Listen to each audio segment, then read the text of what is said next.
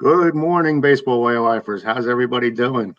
I know it's Monday. It's not a good day starting off the week, but what better way to start off a week than to get our weekly update from Joey Buchholz about the Utopian Baseball Universe?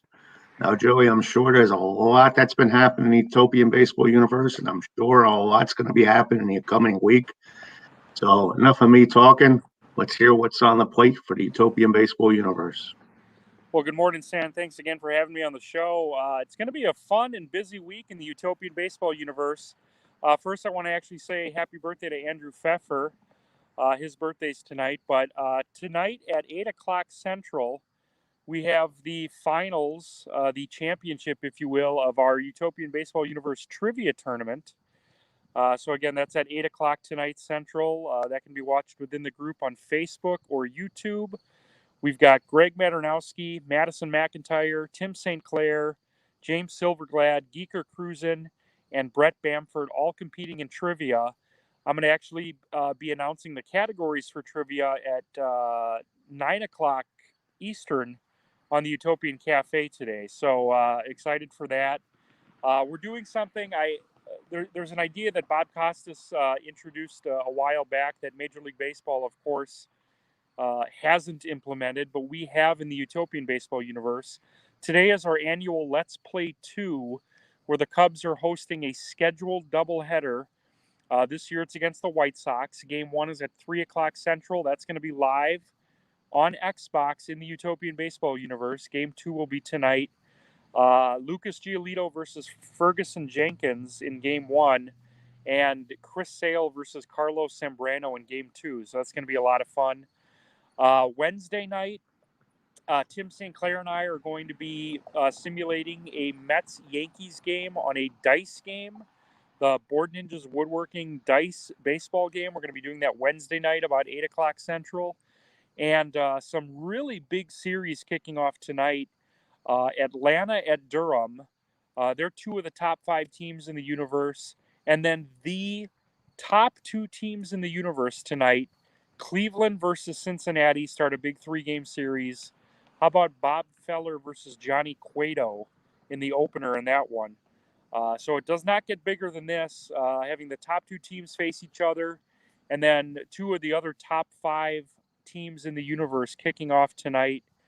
And actually, Reds Indians is Monday Night Baseball tonight on ABC with Al Michaels and Tim McCarver. So it's going to be a really big week. We have only 36 games left in our regular season. So we're 120 in, 36 left. A lot of postseason yet to be determined. So very excited for the next 4 days. It should be fun. And I will say this, that I will be tuning in probably on the YouTube cast because I kind of want to watch the Yankees and Angels. So if you have baseball conflicts, viewing conflicts, this trivia contest will be on YouTube, archived. So subscribe to Joey's Utopian Baseball Universe channel, and you'll be able to see everything that he has on there. And I will say this, as a participant in one of his trivia challenges so far, it's been fantastic. Great questions and good panel of contestants all the time. And this is the elite of the elite. So watch it tonight. It'll be fun. And I'm glad to see you're doing an old school doubleheader. It kind of reminds me of my youth. The Mets used to have, like, before they even started the season, they have about 8 doubleheaders scheduled. There would always be a traditional banner day, usually on 4th of July if they were home, Labor Day, Memorial Day, there would be traditional doubleheaders. And then what I like to call the Friday night drunk fest, there would be 2 or 3 twine-nighters on Friday night that would start at 5:10. And they would be serving beer till the end, and that was boys' night out. And I remember as a little kid, everyone being drunk at those games. So that was the bad part about those games, but it was fun. You actually looked at the schedule and went to the games to see if there was a doubleheader that day. People actually sought out to go to doubleheaders, and it was a holiday tradition. And that's something that I think baseball is lacking in a way, because on the 4th of July, they would actually bring out the Liberty Bell at 2 o'clock and like ring it to celebrate America's independence. Memorial Day, they'd have a moment of silence at 2 o'clock. And Labor Day was just basically a way to end the summer. have a doubleheader. So I'm glad to see that the Utopian Baseball Universe is keeping the scheduled doubleheader alive. And I'm not sure we'll ever see that again. And as far as the Ohio matchup, that's quite a matchup there. I'm sure Ohio's in a tizzy, getting happy over that one. And good to see Al Michaels with Tim McCarver, because I think Al Michaels on the he was on Monday. Oh, they did the Sunday night game a week ago, and Al Michaels came on because it was the 30th anniversary of ABC. Last game, I think. I can't remember. They were celebrating some anniversary now, but Al Michaels said that Tim McCarver and Jim Palmer were his two favorite analysts, so that's good. Then he went off on a side tangent about Howard Cosell, which was quite entertaining. But good to see Al and Tim back in the booth tonight. Should be fun. And like I said, I'll make sure by hook or by crook, by sometime tomorrow, I'll be watching that trivia contest because it's fun. And I recommend everyone watch it. Anything else we should know about the Utopian Baseball Universe? Well, just to piggyback on the doubleheader thing. So this is an idea that I heard Bob Costas introduce a couple years ago. I think it was on MLB Network. I love the idea. So it's something that I wanted to incorporate within the Utopian Baseball Universe. And next year, we're going to expand on it. There is going to be a day next year. I haven't decided which day, whether it's Labor Day or 4th of July or just kind of a random Sunday where every team in the universe is going to host a doubleheader on the same day. So we're going to actually have one day next year where we have 32 games in one day. So I have to work out the details to make sure that it makes sense, because it's got to fall on, I'd imagine, on a Sunday. You can't do something like this, midweek. It wouldn't make sense. In a utopia, it's got to be a day where everyone can go out. So we'll have more information on that in the off season, probably in November. That's cool because back in the old days, I think even before the 60s, they almost always played doubleheaders on Sundays, but then traditionally had Monday off. Monday was always a travel day.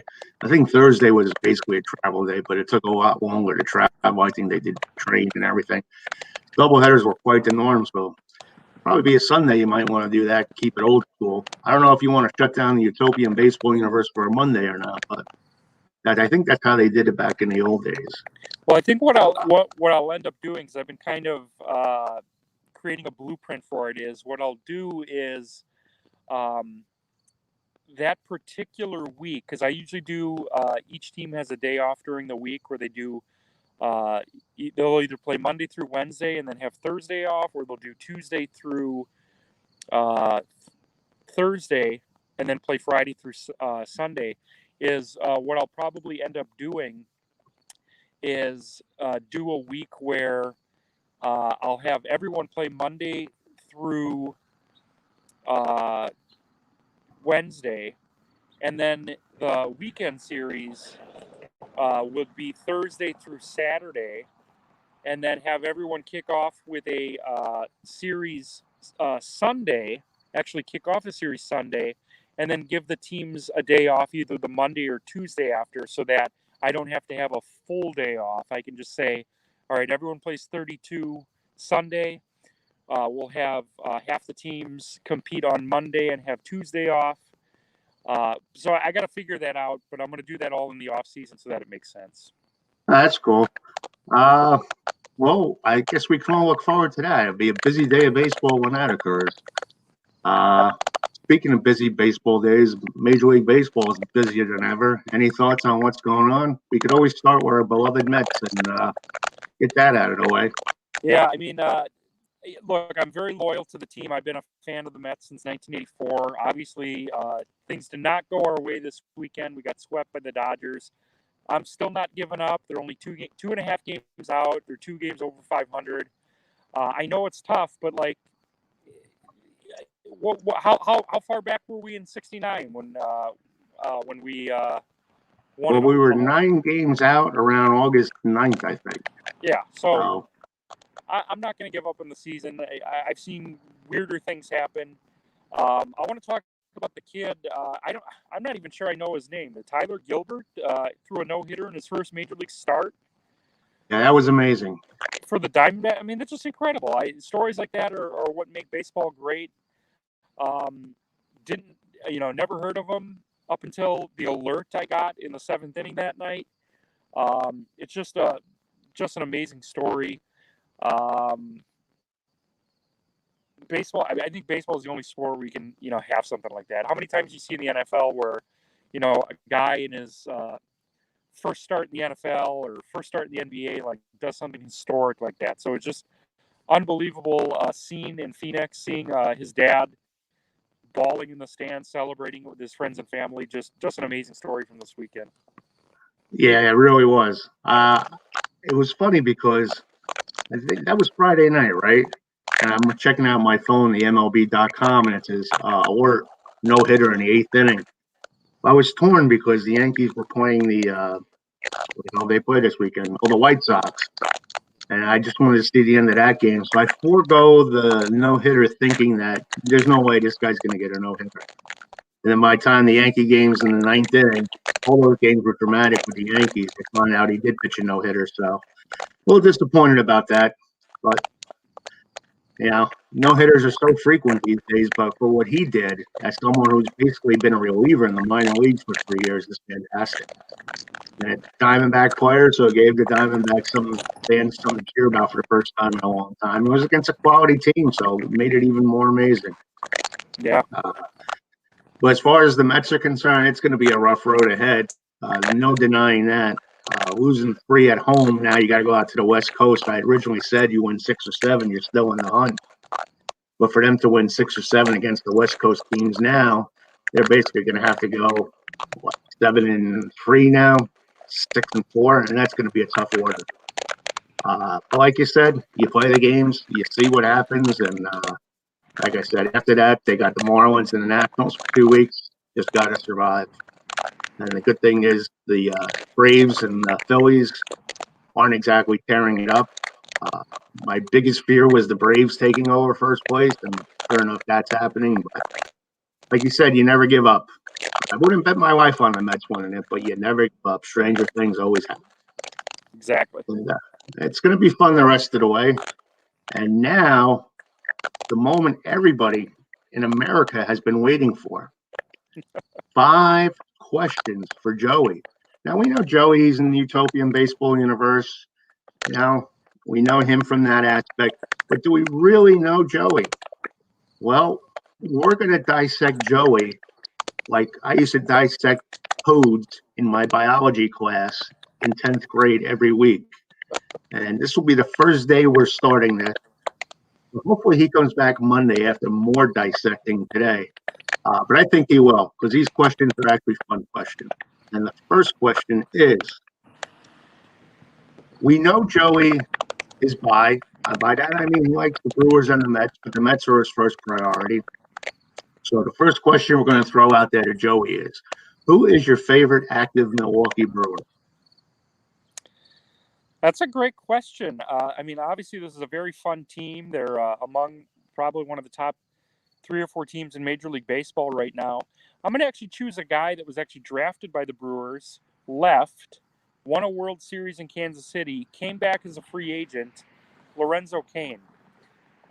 He's not, if you look at the stat line, he's not a 30 home run guy. He's not a, 350 hitter, but he's just a great leader, one of the greatest defensive outfielders I've ever seen. He's an energy guy. He's a good clubhouse guy. So I have to say Lorenzo Cain. There was a day a couple years ago where the Brewers traded for Christian Yelich and signed Lorenzo Cain on the exact same day. And I was convinced that one of them was going to be moved before the season started, and they've made it work. They had Cain play center. They moved Yelich to left. Of course, Yelich wins an MVP. They've been to the playoffs every single season since then. They might be one of the only teams that can say that have been a playoff team the last 3 years. They're going to be a playoff team this year. So I'm going to say Lorenzo Cain is my favorite active Milwaukee Brewer. Yeah, people don't appreciate what Lorenzo Cain does. He's just so great defensively. And I think is it still the case where the 3 outfielders for the Brewers are considered like the best outfielders, the composite, the 3 outfielders out there? It's Cain, Yelich, when Yelich is healthy. And who is the other guy? So right Help now me out. they have kind of a rotation because they've got Avi Garcia plays right field. They've got a guy named Tyrone Taylor that has been playing, just 2-3 starts a week. They got Jackie Bradley Jr., who ironically was my favorite Red Sox when he signed with the Brewers. I was so happy that he came in to the Brewers. So we've got a couple of guys. We got a really fun outfield. But Yelich has struggled. He had a knee injury a couple of years ago, and he just hasn't been the same. He's still very good, but I think he needs. I still call this pandemic baseball. I know it's, we're coming off a 60-game season. We need him to have a full off season, coming off of a full season, and I think he'll be fine next year. We just have to wait and see. That's the guy I was looking for, was Jackie Bradley Jr. So I think when they signed him, it was Yelich, Kane, and Bradley Jr. And some people are saying that could be the best defensive outfield of all time. And what people don't realize is how much defense means in baseball. And that's one of the reasons why the Brewers are winning. It's the pitching and the defense. So it's good to see. And I know a lot of Red Sox fans, when Jackie Bradley Jr. was on that team, he was their favorite player. So he's an exciting guy. He just has to have the bat speak up a little bit more. Number 2, natural progression. Since Joey likes both the Mets and the Brewers, number 2 is, who's your favorite active New York Met? Well, I mean, this is a really tough question because obviously the Mets are my number one team. The Mets are when I introduce myself to people that are baseball fans, I say I'm a Mets fan that lives in Milwaukee. So like right now, boy, there's just so many. I guess the guy I'm going to say right now is Pete Alonso. I actually saw Pete Alonso compete in a home run derby in Mequon, Wisconsin, before he was even drafted by the Mets. He was playing in the summer league, the Northwoods Wooden Bat League, and we had the All-Star. We hosted the All-Star game about 7 miles from here in Wisconsin. He won the home run derby. I started to become familiar with who he was, and when the Mets drafted him, I was like, oh, hey, I saw him win a home run derby last year. So did I ever think he was going to hit 53 homers as a rookie? Heck no. But I just love everything about him. I love, he's won 2 home run derbies in the major leagues. I love the Donnie Stevenson stuff, the LFGM. That's all Alonso. I mean, there's so many guys I could have named: Lindor, DeGrom, Thor. But like right now, I think of Pete Alonso. He's my favorite, and I can't wait for him to be hoisting a championship at some point. Well, he's good. He's a good team leader. He's not afraid to make that bold prediction, step out there and lead the team. And just from going to the games, before the game, something you don't see on camera, he's very interactive with the fans too. When the fans yell out his name, he responds. He'll throw balls into the crowd all the time. He feeds off the energy. And when he feeds off the energy, he gives the energy back to the fans. So that's good. And I know the LFGM is a little bit controversial with some people. There's kids involved in all that, but it's just his enthusiasm. You got to look beyond that. And I think he really does want the Mets to be the number 1 team in New York. And he's a good guy. From everyone that I've talked to, I've never met him personally. I hear nothing but good stories about their encounters with him. And I do think that Pete is good for the Mets and he's good for the fans. So it's a good choice on your part. All right. Now, we all know Joey loves to read. We all know he's written a baseball book. Well, here's a question for Joey. What baseball player would you like to write a biography for? That's actually a really good question. And I've actually talked to this player about doing this in 2014. It's not the first player that you guys would think of as someone who maybe deserves a biography, but I got to meet this gentleman in 2014 and spend quite a lot of time with him. Rob Deere played actually 5 years with the Milwaukee Brewers. He and I guess, became Facebook friends in 2014. I attended one of his camps. I was actually approached to coach some of his kids' camps. It never happened, but I actually talked to him about it. He has a copy of the book I wrote in 2008.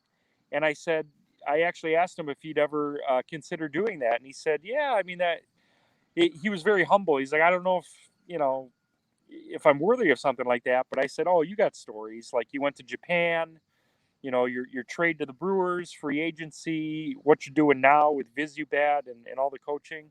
It's actually something that might still be on the table at some point. I think,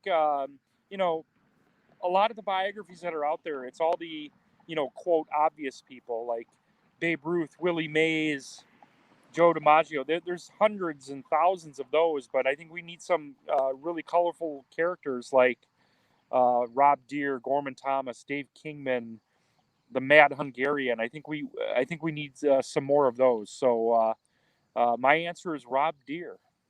Oh, that would be great if that happens. There is one player that's kind of off the radar. I mean, he was a well-established player that came out with a book. It was independent published and all that. John D'Acquisto. If you get a chance to read that one, I forgot what the name of it is. It's about 400 pages, and he goes into. I mean, you hear stuff about baseball and everything. It's very, very good, and it just goes to show you don't need to be a superstar to have a great biography. You just need the stories and the experiences behind it. So even a player like Rob Deere, who's almost mythical in a way, because of the fact that he was the home run. Yeah, he was a guy fans like didn't go to the bathroom for when he was up at the plate. So I'm sure he has a lot of great stories. That would be cool if that could ever happen for sure. Number 4, since this is about the Utopian Baseball Universe, your all-time favorite Utopian Baseball Universe moment. That's another great question. I actually have to say, and this might sound a little bit, self-serving or selfish, but last year when it started, I only launched this for about 8 or 9 friends and family, and somehow it got out on Twitter. I was trying to promote it. Maybe try to get to 10 members, maybe 15, and there was a local sports anchor here in Milwaukee that found out about it, and the pandemic just started. She had nothing else really to write about, and she reached out to me and asked if she wanted to interview me about the Utopian Baseball Universe, and I couldn't believe it. I was like, sure, that's awesome. And about 3 days later, we had a 70-minute Zoom interview that actually turned into a 2.5-minute news story here in Wisconsin. So on a Saturday night at about 4 o'clock, I was actually doing grocery shopping at Walmart, and I got a phone call from her and said, it's going to air tonight at 6 o'clock on the news. And I get choked up because the way they framed the story was how my mom got me into baseball as a kid, and they even showed a picture of us at the end. And that's, I guess, my proudest moment. And it's the thing I think about when I create every night, to grow it from 6 people on the day she reached out to me. Now we're over 1,000. So it's not an actual moment from the fictionalized version of the universe, but that's my favorite thing that's happened in the 1.5 years that I've done this. Well, that's a great story. Glad you shared that with us, because I think it's the passion that shines through. And I always said with my baseball group, I don't do it for everyone. I do it for me. And if people want to share the experience with me and I welcome everybody, that is the ultimate satisfaction. So I think what you're doing is a passion of yours, and you're sharing with everybody. And if people come along for the ride, it makes it all the more entertaining. But I just want to encourage you to keep doing what you're doing, and just stay positive and just keep plugging away. You got a good thing going, that's for sure. And I'm here to promote you every week. All right, number 5. Now, I said my 5th question every week is not going to be baseball related, but just from on the periphery here, getting to know Joey, I know he loves music. I see him. He's got his little Apple playlist. He's got his Weezer fandom. He's got his Billy Joel fandom. Who was the that was it Harry Connick you're a big fan of? I can't remember now. Yeah, I like I remember you were on a Harry Connick thing. You were doing a little Springsteen live. See, I soak it all in. Don't think Big Brother's not watching. I'm Big Brother. But anyway, here's my fifth question. You could be a member of your favorite band. I'm not sure what your favorite band is. What instrument would you be playing? That's a good question. So my favorite band's Weezer. I was introduced to a lot of great music growing up. My dad was a Beatles guy. My mom was Elvis and Billy Joel. But the band that I can call my own from being a senior in high school was Weezer. They're pretty eclectic. I know they're known as a rock band. They feature a lot of like heavy guitars, but they did an album about a year ago or so, or 6 months ago. That was orchestral. No guitars whatsoever. It was all piano based, orchestral instruments. My favorite instrument personally, and I don't play it, but I'd love to learn piano. So if Weezer, if you're watching this, which I'm sure they are, if you ever need any piano in your future songs, I'd be happy to learn. I've got actually a piano instructor in Norfolk, Virginia, named Marlene. She's going to teach me piano at some point. So I guess that would be my answer. Weezer was number one, looking for a fifth member, and two, looking for a brand new piano player. I guess that would be my answer. Oh, that's great. We look forward to you touring with Weezer. Hopefully you'll still be able to do these YouTube casts while you're on the road. Absolutely. Okay, don't ever forget us, Joey. Don't ever forget us. And my wife is a big Weezer fan. She is more in tune with the 90s and early 2000s groups. And we always listen to those radio stations. But she is a big Weezer fan. The other day, actually, it was yesterday, we were in the car. And it was You Might Think, which is the Cars cover. Yeah. And she goes, well, what do you think of this version? I'm saying, wait a minute. Isn't this the Cars? It sounds just like them. I mean, it's scary how much it sounds like the Cars. I mean, so basically they can transform themselves to sounding like another band. That I was amazed that someone covered the Cars song, and you would think it was the Cars doing another retake of their song. It was amazing. But they are talented. I love their storylines and their lyrics and everything in their songs. Some are a little off kilter now and then, but they're a fun band, and that's a good choice. And I do look forward to you touring and hopefully even recording in the studio with them. Because I know sometimes they always add extra musicians when they're on the road. Sure. But to have the piano element on some of their upcoming albums would be great. And I'm sure once you get the lessons, they'll be calling. So that's it for today. Utopian Baseball Universe update on Monday. And as always, Joey returns the favor on his site. If you're not a member of his Facebook group, please do join. It's the Utopian Baseball Universe. And you really should join because tonight's the big night, the big kahuna, the big trivia night. And if you want to watch something that's going to entertain you and just be fun and be suspenseful and see 6 of the best players out there, watch it tonight. And just subscribe to his YouTube channel because every day he gives great commentary on everything that's going on the Utopian Baseball Universe. And your cafe's at 8 o'clock every morning, right, Joey? Yep, I'll be going live in about probably 40 seconds to give everybody an update on what's going on. So you just want to get me the hell out of here so you can do your thing. No. All right, folks. Joey, it's always a pleasure. And we'll talk again Friday. And we'll see what's going on again. You give us a Utopian update on Friday, and we'll talk ball again. Looking forward to it. Thanks again, Stan. All right, Joey. Have a great day. Goodbye, everybody. All right. See ya.